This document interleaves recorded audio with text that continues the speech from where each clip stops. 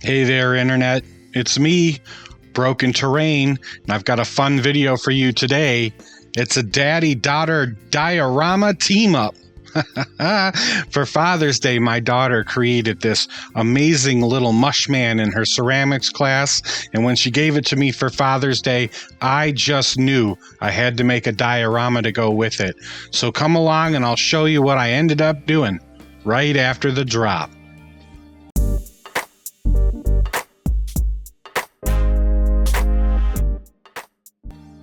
Well, here he is, my Father's Day gift from my youngest daughter here. Isn't he adorable? She made him in her porcelain art class there, and I just love him. He's fantastic. She glued some googly eyes on him, and it works perfectly. I'm going to take another one of these dollar store domes, and I feel like this guy was just ripe for an absolutely fantastic little diorama scene. But he's very short, and so I thought I'd add a little lift with the diorama scene. So I grabbed my 2-inch XPS foam and draw out a circle or a plug. I do most of the cutting on my Proxxon, and then I shave it down to size, trying carefully to maintain the circle shape. And then I put my Mushman down in there. He's got a big brimmed mushroom hat, so I have to place him relatively close to the center. And my idea was to come up with a really cool resin pour. I haven't done a resin pour in quite some time, and nothing even close to this ambitious pour that I will do for this project. And for good reason. I've been afraid of really big resin pours. I've seen people do some incredible looking projects, and then after all that time and effort at the very end there, the resin pour will ruin it. And sure enough, that's what happens to me in this project. But I learned a few things, and so I want to share those things with you. After I cut out the cliff so that my Mushman will be able to stand up on a cliff overlooking some water, I put in a hole in the middle of the puck there so that a blue LED can light through. I think it'd be really cool if I could get the water to illuminate with this blue light. And another gift from one of my children, my son got this little treasure chest charm, and I think this is going to be absolutely perfect for this project. I use a little bit of scrap to just to kind of create a little housing for the battery, and then with some careful folding of the LED prongs and of the cardboard itself, I glue it onto the bottom there, and it holds the battery in place perfectly. With the shape cut out, I grab my white PVA glue and spread it all over. I'm going to have the sandy surface on the bottom and on the top. So spread the white PVA evenly with a brush, and then I turn to my 2 different types of craft sand mixture to flock. Once the glue is dry, I hit it with the Black Magic Craft base coat, which is half black acrylic, half matte Mod Podge. And then I go in and I paint the ground. Normally I would do this with a Mississippi mud, but I decided to turn to my milk chocolate instead and paint the ground surfaces with milk chocolate. Yummy, yummy, delicious. I turn to my gray storm, which has become my favorite gray. There's something about it. There's a nice depth of gray to it. That's ridiculous. Whatever. I like gray storm. Go in with my granite gray, which is a much lighter gray, and just dry brush the edges so that it looks like we've got a nice little bit of stone separating the lower part of the floor where the water feature will be with the upper part, which is where our Mushman will stand in a nice, hopefully lush environment. More white PVA glue, I'm going to spread just a little bit across the top and then all across the bottom. And this one I'm going to add some, now this is kind of like a finishing sand. So the other sand is bright neon colors, and I use that for texture.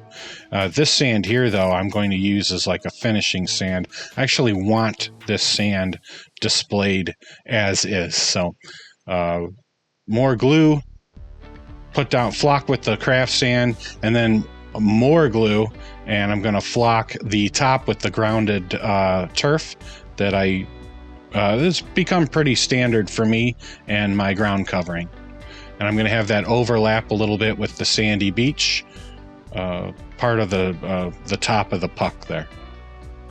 Tap off the excess. I do a little areas on the rock face just to add some dimension, some color, add in some texture. I'm hoping all of this will really pay off with the water feature. I'm going to go back in once the glue is dry on the blended turf. I'm going to spread more white PVA, and then I'm going to use my static grass. Just spread it all out, tap it on, tap it off, and kind of hand raise it up so that it looks like it's standing tall as grass does. Here you can see the little jewelry treasure chest that I'm going to be using to decorate my underwater area. And I'm just checking out that blue LED. I want to see what the light looks like. Is it going to illuminate really well or not? Well, time will tell. My wife had gifted me these wonderful little mushrooms. They're actually used in acrylic pouring, and I thought this would be a great project to utilize these. What with my giant Mushman on top, I would fill the space with these little mushrooms, both under the water and also on top of the grassy area with the Mushman himself. I absolutely love these little bits. I'm not quite sure what the missus paid for them, but they're highly detailed. Something that I probably couldn't craft as well myself, and just an absolute pleasure to work with. Then I turn to my little flowers, also used for pouring, but I'm going to put these on top to decorate the top where the Mushman will be standing. I'm going to add a lot of bright little bits of color and texture. I turn to a pack of moss and lichen that my wife had picked up for me from an art store, most likely Michael's, a long time ago. It's amazing how a single bag of this stuff will last you for project after project after project, and it's always there and ready whenever you need to take out some kind of interesting little vegetation bit. And then, in addition to adding the vegetation, I wanted to dress it up just a little bit more, so I've got a sword I grabbed from my bits box, a couple skulls from my Citadel skull box. I'm just going to place those in random areas. Random is incorrect. I put a skull on either side to try to create some visual interest, not only from the front, but also from the sides as well. Once the glue is dry on those pieces and the flock is where I like it, I go back in with a red and paint the tops of the top caps of the mushrooms. Make sure the skulls get painted in a white. And then, although I didn't capture it on video, I go back in with a black wash. I hit those mushroom caps with the black wash, and of course the skulls as well, so we can get those details. And hopefully all those details will remain for us when we go to do the pour. And you can see I've already lost some black paint here. I thought maybe I would maintain the pour with some tape, but I questioned whether the tape would hold up. So I trim a piece of plastic from some packaging, and I'm hoping that the combination of this plastic from the packaging and then hot glue on the diorama piece will be enough to get that live edge that I want, and also strong enough to hold in the resin itself when I pour. This ended up working out really, really well for me. Not a single drop of resin spilled or leaked. I just laid the hot glue down, squished the plastic against it, and you can see the glue against the plastic, and you can tell where there is no seal. And again, it was I don't know if it's the preferred technique for everyone else, but it worked really well for me. It is ultimately going to rip some paint and foam off when I go to remove it, but I'll deal with that later. Until then, I mix part A and part B of the resin and mix them together, and then I do the pour, and it is just awful with bubbles. So in a combination with one of those long lighters and then a hair dryer, I attempt to get the bubbles out.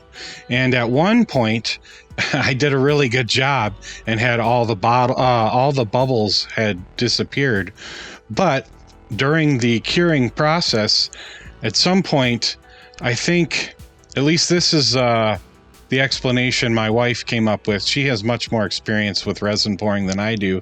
She believes that at some point the resin and the heat from it begin to penetrate the paint and the sealant and like start to pull air out of the foam, because the back wall of the pour is just awful with bubbles. So I think in the future, what I would do is, if I had another chamber like this I was going to pour, I think I'd paint some UV resin over the jagged rock face and then cure it. And hopefully that would keep the major pour from, because the more you pour, the hotter it gets when it cures. At least that's been my experience. So I think if I had cured the inside edge first, which is the biggest issue with the bubbles, then that would have solved it. But that's just speculation. That'll be for another project. Once I take the plastic off, though, it does look fairly good. I mean, it's not quite circle, but it's close. And you can see from the top down fairly good, except for a string where the bubbles popped and didn't fill in. So it was like it had already hardened up. So I solved that by taking my hot glue gun and kind of creating some wave textures. And then my son had gotten me these great little leaf seed things some time ago, and I have been waiting for the right time to use it. I thought a couple of these little orange leaves, maybe bobbing in the water, I would create some kind of ripples with the hot glue gun for texture. And it's these nice little punches of orange color on the top. I really like them.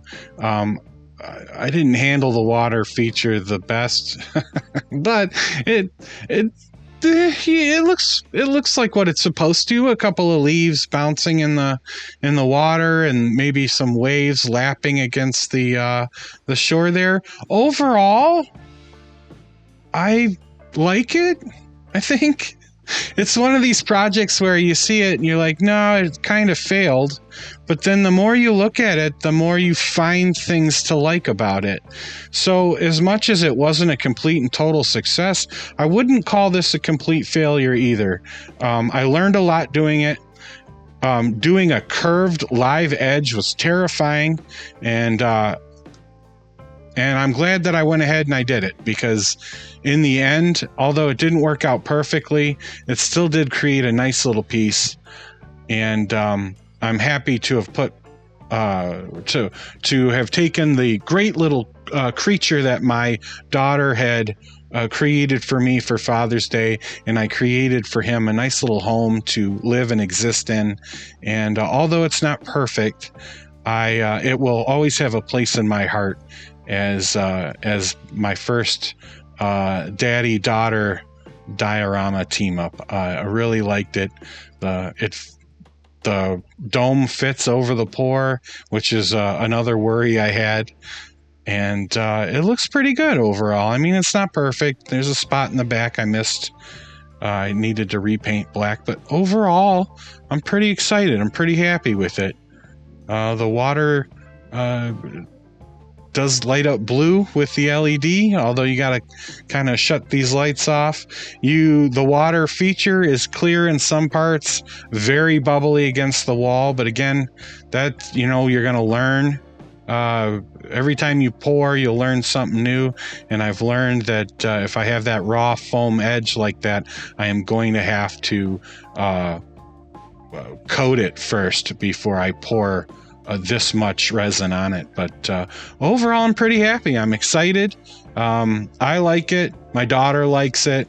I hope you liked it too. If you did like this video and this project, if you like the idea of a dad and a daughter teaming up to create some art, well, how about you smash that like button for me? I'd really appreciate it. Subscribe.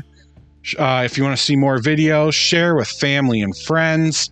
If you liked the video and you want to hand me a tip, there's a super thanks button. I would really appreciate it. As always, like each other, love each other, and craft on.